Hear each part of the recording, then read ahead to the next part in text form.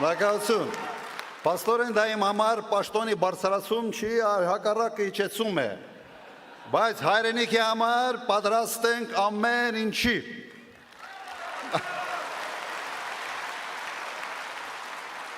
Սիրելի հայրենակիցներ, քույրեր եւ եղբայրներ, թիմակիցներ, այսօր մենք հավաքվել ենք հայտարարելու, որ մասնակցելու ենք խորհրդարանական ընտրություններին։ Մասնակցության ձևաչափը ևս հայտարարվեց։ Ուզում եմ նաև ասել, որ մենք տրամադրված ենք վճռական, մեր նպատակը հաղթանակն է։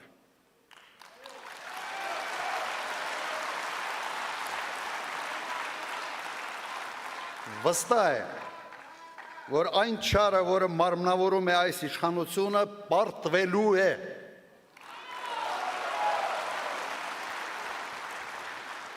Ես նրանց հետ պայքարի մեջ եմ մտել հենց իշխանության իրենց գալու առաջի օրերից։ Եվ չեմ հանգստանալու այնքան ժամանակ, մինչև նրանք չհեռացվեն։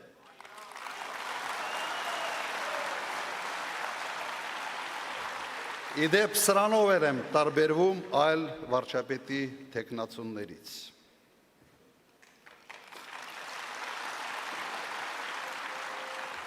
Բայց դա բավարար չէ։ Պետք է պատասխան տան նրանք, ովքեր մեղավոր են մեր հազարավոր հերոսների զոհվելու համար, ովքեր հանձնեցին Արցախը եւ ովքեր այսօր ստիպում են ժողովրդին մոռանալ իր հերոսական պայքարի պատմությունը։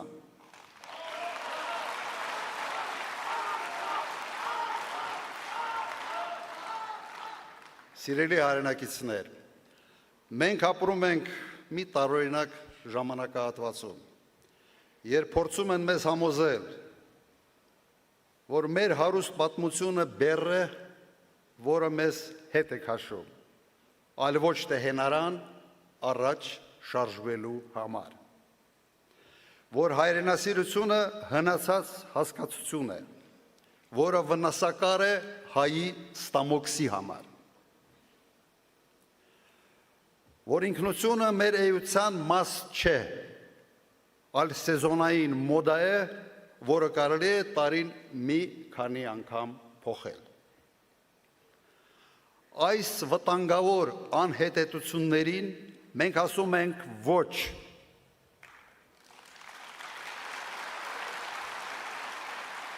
Հայաստան դաշինքի համար մեր ինքնությունը, մեր պատմությունը եւ հայրենասիրությունը շարժիչ ուժ են ժամանակակից եւ հզոր պետություն կառուցելու համար։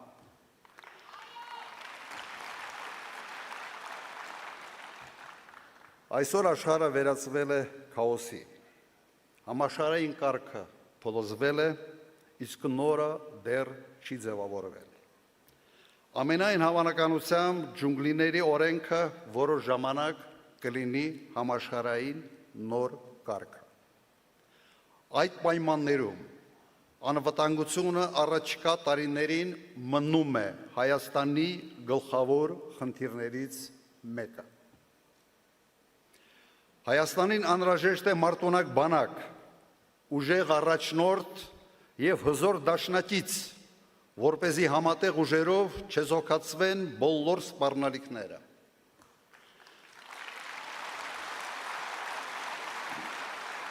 Հայաստանի արտաքին քաղաքականությունը պետք է լինի կանխատեսելի, հասկանալի եւ մերժի մեծ տերությունների հակասությունների վրա խաղալու տարբերակը։ Հիշեցնեմ, որ հենց այդ մոտեցումն ապահովեց Հայաստանի ամենախաղաղ տարիները իմ նախագահության օրոք։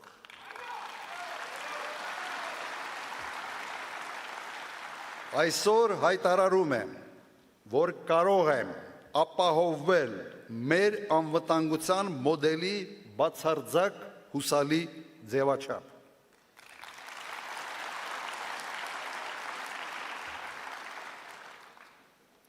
Մենք կողմ ենք Ադրբեջանի հետ խաղաղությանը,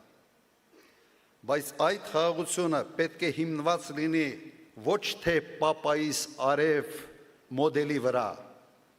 այլ անվտանգության իրական երաշխիքների վրա։ Դա հատկապես կարևոր է այն պայմաններում, երբ իրավունքի ուժը աշխարհում փոխարինվել է ուժի իրավունքով։ Սիրելի հայրենակիցներ, մեր նպատակն է դառնալ Հարավային Կովկասի ամենաարդյունավետ եւ ամենակազմակերպված պետությունը։ Միայն այդպիսին լինելով մենք կարող ենք գերտերությունների համար լինել հետաքրքիր դաշնակիցներ եւ գործընկերներ։ Եվ միայն այդ դեպքում մեր շահերը պատշաճ կերպով կհարգվեն։ Ազգային շահերը մի լուսանկարի դիմաց վաճառելը նվաստացուցիչ է եւ հանցավոր։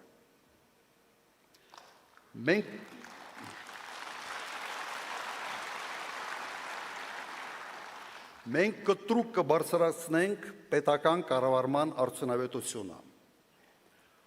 Կառավարությունը ես եմ ներկայիս հայտարարակ ուսապարկային մոդելը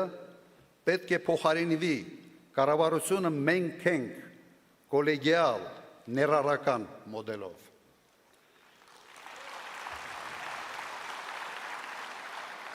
Կառավարությունը կրկես չէ, իսկ վարչապետը ծաղրացու չէ։ Իսկ երկրի բյուջեն վարչապետի ազնական գրպանը չէ, որից սնվում է իր ամբողջ թայֆեն։ Այստեղ մենք իրական կարգ ու կանոն կհաստատենք, վստահ եղեք։ Մենք կապահովենք տնտեսական թռիչքաձև աճ, ճիշտ այնպես, ինչպես արդեն արել եմ 98-2008 թվականներին։ Այն ժամանակ Հայաստանը մտնում էր աշխարհի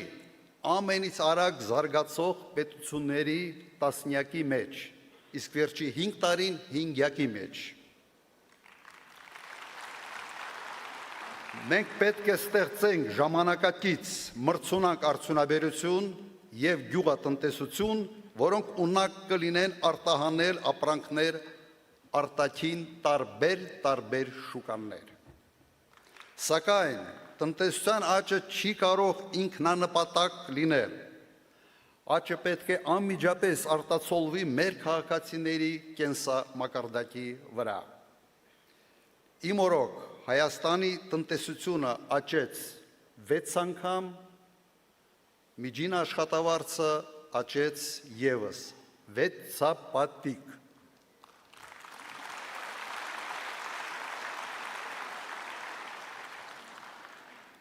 Հիմա չենք կարող խոստում վերցնել 6 անգամ, բայց շեշտակի աճ ի վիճակի ենք ապահովել։ Երկիրը կրկին պետք է դառնա գրավիչ հայրենական բիզնեսի եւ օտարերկրյա ներդրողների համար։ Այստեղ մեծ դեր պետք է խաղա Սփյուռքը իր կարողություններով, կապերով եւ փորձով։ Հենց այն Սփյուռքը, որին այսօր ցանկանում են օտարել Հայաստանից։ Մենք տարեկան կստեղծենք, դա արդեն հայտարարվել է 35-ից 45 հազար նոր աշխատատեղեր։ Այնքան ժամանակ, մինչև գործազրկության մակարդակը կիջնի մինչև 5-6%, այսօրվա 14%-ի փոխարեն։ Սա ի վիճակի ենք մենք անել։ Սիրելի հայրենակիցներ, Հայաստանը ըստ սահմանադրության սոցիալական պետություն է։ Այս մարդիկ իշխանության են եկել արդարության մասին խոստումներով, բայց դարձան չարիք թոշակառուների և անապահով մարդկանց համար։ Հայաստանի յուրաքանչյուր 5-րդ քաղաքացին աղքատ է, բայց աղքատ է ոչ թե նրա համար, որ աղքատությունը իր գլխում է, այլ աղքատ է այն պատճառով, որ աղքատությունը վարչապետի գլխում է։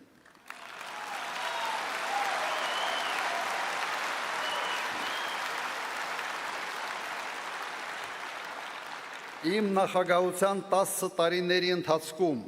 միջին թոշակը աճեց ևս 6 սապատիկ, իսկ աղքատությունը նվազեց 56%-ից մինչև 24%։ Ես գիտեմ, թե ինչպես դա կարելի է անել։ Մենք շեշտակի կբարձրացնենք բազային կենսաթոշակը և կսահմանենք պարտադիր ինդեքսավորում, որպեսզի թոշակները երբեք չարժեզրկվեն։ Կենսաթոշակի անցնելը պետք է լինի վաստակած հանգիստ, ոչ թե պատիժ։ Մենք վստահ ենք, որ երկրում աղքատությունը հնարավոր է կրճատել առնվազն 2 անգամ։ Ես խոստումների մեջ շատ զուսպ եմ։ Այն, ինչ ես նկարագրեցի, թե ինչ է արվել իմ նախագահության օրոք, վստահաբար ասում եմ, այդպիսի խոստումներ չեմ տվել, շատ ավելի համեստ էին խոստումները։ Արել ենք անգամներով շատ, քան տվել ենք խոստումներ։ Հիմա լինելու է նույնը։ Քաղաքացիների առողջությունը կառավարության առաջնահերթ խնդիրներից մեկն է, իսկ դա առաջին հերթին նշանակում է առողջապահության որակը և դրա հասանելիությունը յուրաքանչյուր քաղաքացու համար։ Սա ոչ միայն քաղաքացու առողջության հարց է, սա պետության առողջության ցուցանիշ է։ Մեզ խորապես մտահոգում է երկրում հանցավորության աննախադեպ աճը։ Կարող եք արդյոք որևէ մեկը բացատրել, թե ինչպես է հնարավոր, որ ոստիկանության ֆինանսավորման զգալի աճի հետ զուգահեռ անգամներով աճել է հանցավորությունը։ Թողեք ոստիկանությանը հանգիստ, մի ծանրաբեռնեք քաղաքական հետապնդումներով և ճնշումներով, և նրանք, համոզված եմ, ի վիճակի են հաղթել հանցավորությունը։ Մենք վճռական ենք այս ամեն ինչին վերջ տալ։ Երաշխավորում ենք կարգ ու կանոն փողոցներում, զորայական հանդուրժողականություն թմրամոլության նկատմամբ։ Դա դարձել է ազգային աղետ։ Համոզված եմ, որ այս հանցավոր բիզնեսը հովանավորվում է ամենից բարձր մակարդակներում, և սա անթույլատրելի է, և կրկնեմ, մարդիկ խստորեն պատժվելու են, այլ տարբերակ ուղղակի չկա։ Քաղաքացիների կյանքը պետք է լինի խաղաղ և կանխատեսելի։ Սիրելի հայրենակիցներ, այժմ բոլոր կուսակցությունները պատրաստվում են ընտրություններին, ներկայացնում են նախընտրական ծրագրեր, տալիս են նախընտրական խոստումներ։ Հասկանալի է, որ ոչ մի կուսակցություն կամ առաջնորդ չի ասի, թե գալիս եմ թոշակները սառեցնելու համար կամ հարկերը բարձրացնելու համար։ Բոլոր խոստումները կլինեն գեղեցիկ և գրավիչ։ Շատ խոստումներ նույնիսկ նման կլինեն միմյանց, և դա բնական է, նույն երկիրն է, նույն պրոբլեմներն են, նմանատիպ լուծումներ տարբեր ձևակերպումներով։ Մի խոսքով գնում է պայքար գեղեցիկ ծրագրերի և գրավիչ խոստումների միջև։ Ինչ պետք է անի ընտրողը, ինչպես պետք է քաղաքացին տարբերակի թացը ջորից։ Ես առաջարկում եմ ամենապարզ և ամենառացիոնալ լուծումը։ Տարբերել քաղաքական գործիչների գեղեցիկ ծրագրերը, բարի ցանկությունները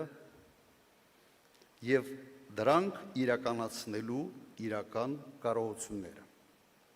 Գտնել այն թեկնածուին ու թիմին, ով կարող է համադրել գեղեցիկ խոստումները դրանց կատարման կարողության հետ։ Նայել,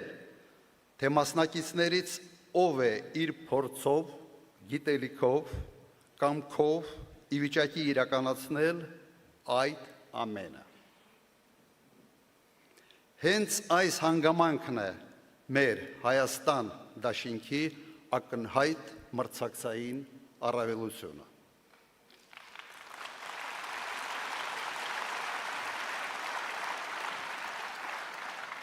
Ոչ մի թեկնածու չունի պետական կառավարման, անվտանգային ոլորտի, արտաքին քաղաքականության, տնտեսական և մասնավոր բիզնեսի իմ ունեցած համակցված փորձը։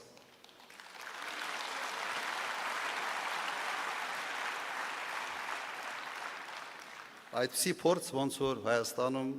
ընդհանրապես ոչ ոք չունի, այսպես է դրսևորվել է։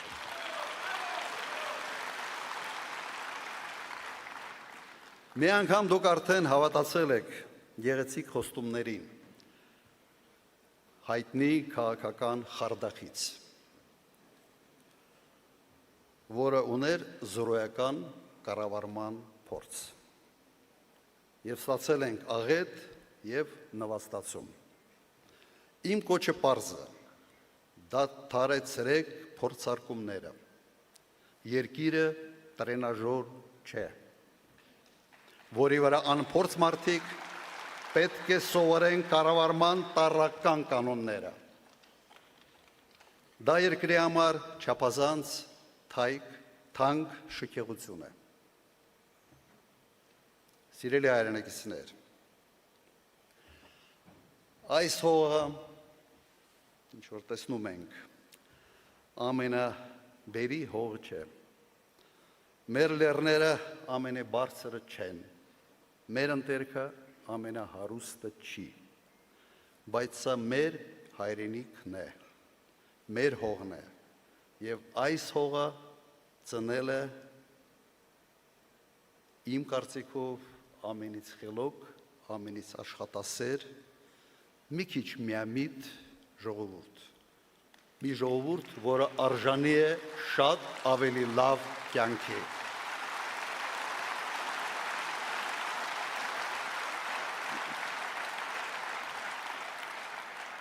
Դուք կարող եք ինձ սիրել կամ չսիրել, համոզված եմ, որ առաջնորդը սիրելու համար չէ, սիրելու համար ուրիշ բաներ կան։ Առաջնորդը ձեր կյանքի որակը բարձրացնելու համար է։ Կարևորը այն է, որ ես և մեր թիմը սիրում ենք այս հողը, այս երկիրը, այս ժողովրդին և ունակ ենք ապահովել նրա անվտանգությունն ու բարօրությունը։ Մեր երեխաների ապագայի համար և հանուն ուժեղ և անկախ Հայաստանի։ Միասին մենք կարող ենք։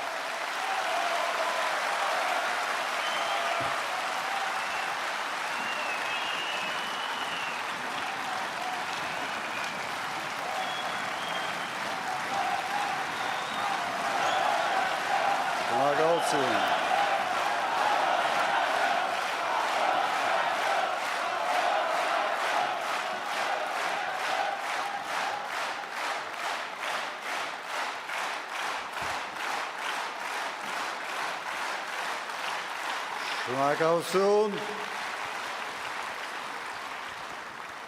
սիրելի ժողովուրդ, սցենարով այնպես էր նախատեսված, որ ես պետք է թիմին հրավիրեի բեմ, բայց նայում եմ դահլիճին և հասկանում եմ, որ այսքան տեղ այս բեմը չունի։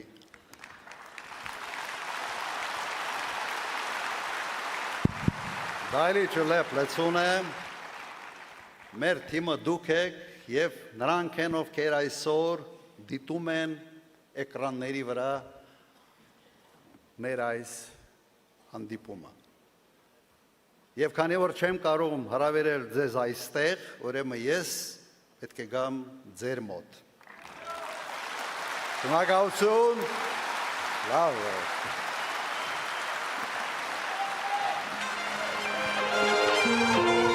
Միասին կարող ենք կյանքը